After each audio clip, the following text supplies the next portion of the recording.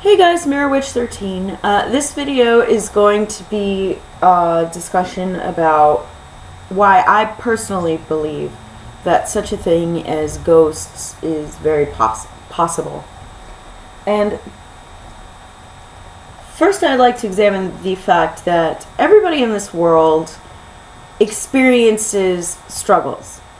And we all have different ways of coping with it. Some of the coping mechanisms that we develop are healthy, and some are not healthy. But one thing is certain: if you experience something that is very negative, sometimes it's difficult to deal with, and it's difficult to let go with it, come to terms with it. There's a thing called denial, which I think everybody experiences at one point in time, where there's a problem or a trauma experience or something negative that's just so difficult to come to terms with that you just don't come to terms with it. The reason why I bring this up is because recently, and this is a little insight to my personal, experience. Recently, just like everybody else, I've had times in my life that are very difficult, and I was having a discussion with my husband, and he brought to my attention something that I always knew was there, but I didn't really want to face it directly and acknowledge it and say, this is something that I'm struggling with in my life, or this is something that happened in my life, and actually acknowledge it. But because of my lack of the ability to acknowledge it, it's difficult for me to let it go, to heal from it. My theory is that, for fear of sounding like the father in Casper the Friendly Ghost, my theory is that spirits are the same way. It's not really necessarily unfinished business that they don't move past, but it's certain specific events in their life that they have never come to terms with. Maybe conflicts that they had with loved ones, or something negative that happened to them, or just the state of mind that they were in when they had passed, that makes them cling to the old mindset that they had at the moment, and are unable to move on and grow and move to the next thing. Because no matter if you're living or dead, the ultimate goal of existence, and I'm not going to even say life, I'm going to say existence as a whole, is growth. You continue to develop as a being.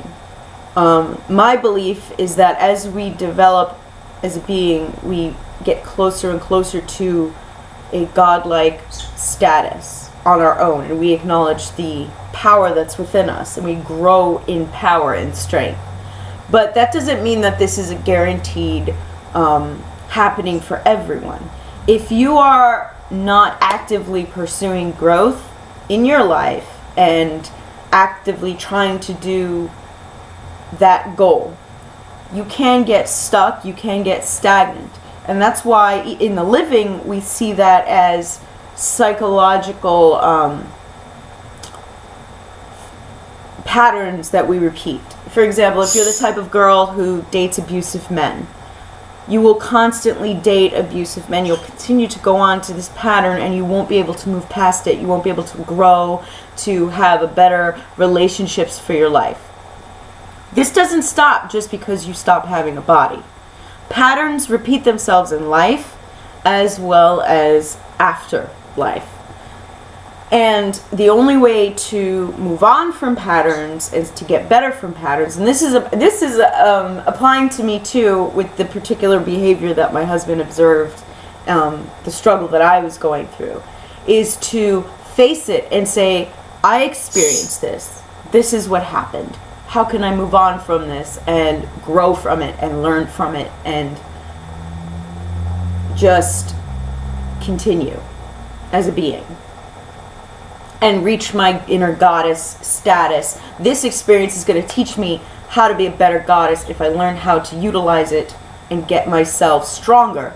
But if I don't ever try to do that, I'm not going to be stronger. The same is applied for entities that don't have a physicality. Many entities will be hung up on one particular thing. I was hearing a story of a man who committed suicide, and his daughter sold the house that that he committed suicide in, and she found him just as he was dying, and she tried to save him by taking him down from when he hung himself, and he died anyway. And she sold the house, and the next people who owned the house said that they heard a spirit, moving things in the house, and they were having paranormal experiences. And so they were dealing with this entity that couldn't move on. Now, I believe that a man that is capable of killing himself clearly has some strong psychological hurdles to overcome. And just because he's dead doesn't mean that those go away. He's still there. He's still in the moment of pain that he was when he attempted suicide. Through life, he struggled with depression and stuff. It would be my opinion as a witch that the only way that this spirit could peaceably move on is to have a conversation with his daughter. Get some closure on that. And it's probably good for the daughter who is living as well to come to terms with her father and his death. I'm sure she has some guilt. If I had only come into that room sooner, if I had only found him sooner, if I'd asked him what was wrong that morning, and maybe got him to open up, maybe he wouldn't have attempted and succeeded in killing himself in this way. There's so much to be hashed out, and both the daughter and the father, living and dead, did not make peace with the pain that he was clearly going through. He was suffering. And she, I'm sure, experiencing something like that, is going through pain as well.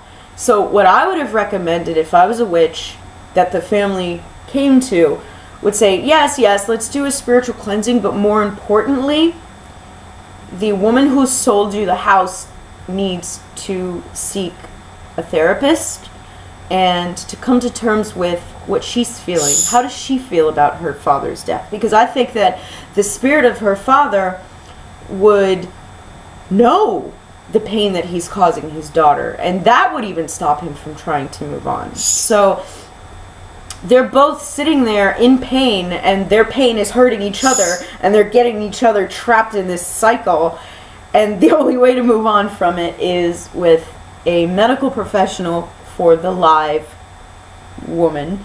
And then after she comes strong, then she can help her father, move on to whatever else he has to do. Be it, if you believe his energy, disperse into the universe, or go to heaven, or reincarnate, whatever you believe. Where the state that he was at in that moment, where he was reliving the pain that he caused his daughter, was not good for him, and it was not good for the daughter. So, and it wasn't good for the family who lived in the house. So, I believe that there's a lot of psychological influence that happens during hauntings that a lot of people tend not to recognize because they think of the spooky aspect of it and they ignore the psychological aspect of it. If I started seeing ghosts in my house, the first thing I would question is why they're coming to me. Why are they revealing themselves to me? What is it about me that in my life that they resonate with? Most of the time when you have hauntings, it's pain-based. They're not here because they like my hair, So what I would do in that case is say, okay, well, what did this person do in their life before they passed that they can relate to with me? Oh, okay, well, maybe they had unresolved issues with their family member, and I remind them of a family member. Maybe if I resolve the issues with my family and I examine that aspect of my life, then it can help them to see that peace can be had. Help just something, because this is the thing, we're all connected to each other. It doesn't matter if you're living or dead, you're still connected. The connection doesn't stop just because some of us are covered in skin. So we can help each other. And the goal for all of our, as beings, for all of us, is to grow and to reach our inner godhood and to connect through each other and help each other grow. And the only way to do that is to make those connections, love connections between each other during the living or dead, it doesn't matter. So, I've had videos on this channel where I interacted with, I believe his name was Liam, and he said it was from the dark worlds. It's a little difficult to talk to entities because there's a very large barrier between you and them if they are in their realm and you're in your realm of the living. But if you can try to reach out to them and help them, maybe you can help them, because the state that they're in, the state that Liam was in, where he was thinking about, I don't remember what was the dark mainland and all of that is not healthy for him to be in that. And I tried to kind of direct the conversation to, to get him to recognize where he was in that moment, but it seemed to agitate him, so I had to kind of leave him alone, They're just like regular people who will have trauma and don't want to talk about it. They're the same way. I don't think I could have reached out to him in that respect because I was using a Ouija board, which is a very non-organic way of communicating to entities. And that's why a lot of people say the Ouija board is dangerous, because it's like chat roulette. You can talk to anyone, but that doesn't mean you know who that person is on the other side of the screen. And it doesn't mean that that person is in the right state of mind to talk to you. So it really is a big risk. That's why I would also say, yeah, I know that I personally don't like to believe that Ouija boards are like, oh, so dangerous, you got to burn the one that's in your house and all that stuff. I don't believe in that.